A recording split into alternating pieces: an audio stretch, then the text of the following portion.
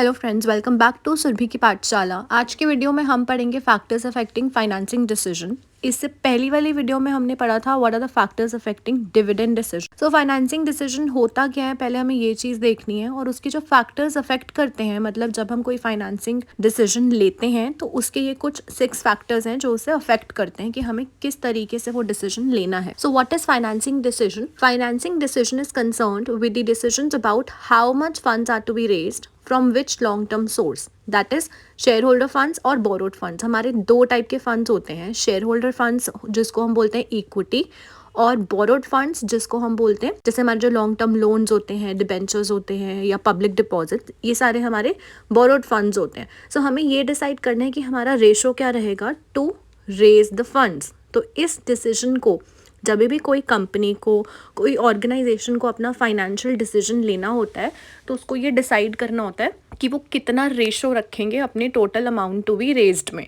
That decision is called as financing decision. तो अब हमें ये डिसीजन कैसे लेना है, एक कंपनी कितना शेयर होल्डर फंड्स लेगी और कितना बोरोड फंड्स लेगी, ये किस चीज़ पर डिपेंड करता है, उसको बोलते हैं factors affecting financing decisions. So for that हम पहले ये देखते हैं कि डेट और इक्विटी होता क्या है और वो कैसे डिफर करता है। डेट हमें पता चल गया कि हम डिबेंचर बोरोड फंड्स को बोलते हैं और इक्विटी हमारे शेयर होल्डर फंड्स को बोलते हैं। तो दोनों में क्या फ़र्क होता है? कॉस्ट ऑफ डेट जो होता है वो लोअर होता है than the cost of equity, because lenders risk is lower than the equity share holders risk. हमेशा हमें ये बात ध्यान रखनी है दैट डेट, जो कॉस्ट ऑफ डेट होती है ना, वो लोअर होती है क्योंकि उस पर हमें इंटरेस्ट पे करना होता है। और जो शेयर होल्डर्स इक्विटी होती है, मतलब share equity share holders risk जो होता है वो हमारा ज़्यादा होता है, it is always on higher side. इसी के साथ अगर हम ये चीज़ देखें, interest paid on debt is tax deductible.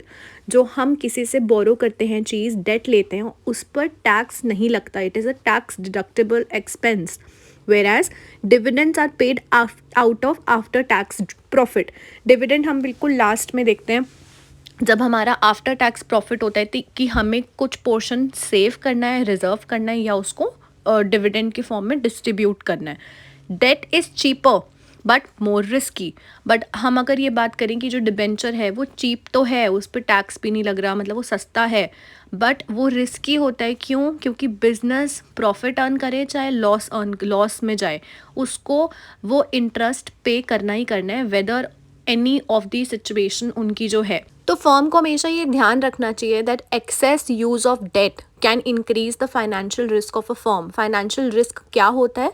एक फर्म की capacity to not pay the interest on debenture is called as financial risk. कि अगर कहीं वो अपने जो हम लोगों ने लोन दिया हुआ है उस पर इंटरेस्ट पे नहीं कर पाई, उसको बोलते हैं financial risk. Let's start with the factors affecting financing decision. The first factor is cost. Debenture is the cheapest source of finance. ये चीज़ अभी हमने पहले देखी। Because interest paid on debenture is a tax deductible expense. जब हम किसी से loan लेते हैं, borrowed funds जो होते हैं, उस पर जो हम इंटरेस्ट पे करते हैं वो टैक्स डिडक्टेबल होता है। Therefore, debenture is cheapest.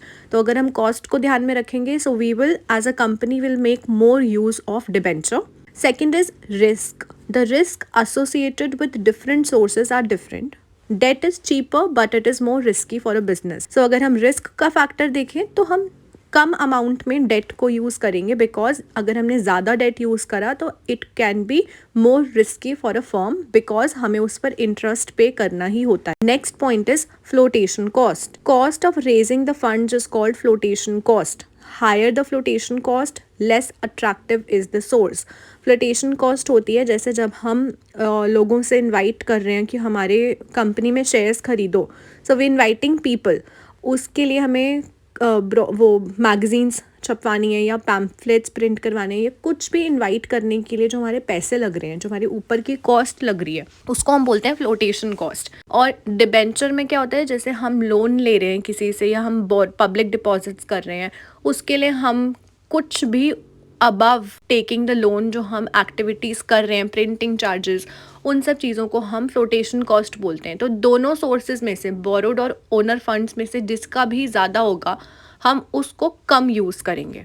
Fourth point is cash flow position. Cash flow position का मतलब है कि कंपनी की कैश फ्लो पोजीशन कितनी स्ट्रांग है, उनके पास कैश इनफ्लो कितना आ रहा है।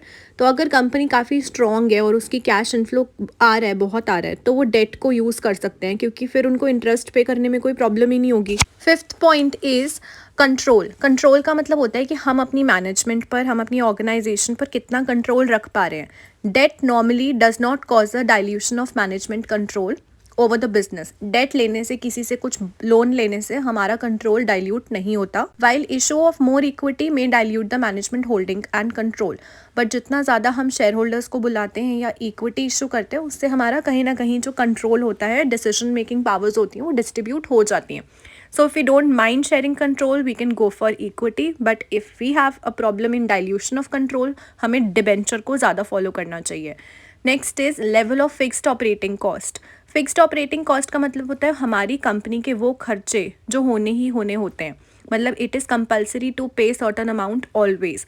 तो अगर हमारा हर महीने का फिक्स्ड ऑपरेटिंग कॉस्ट ज़्यादा है तो हमें डेट का कम यूज़ करना चाहिए। क्यों? क्योंकि वो हमारा एक और फिक्स्ड ऑपरेटिंग कॉस्ट, एक फिक्स्ड कॉस्ट बढ़ा देती है in the form of interest.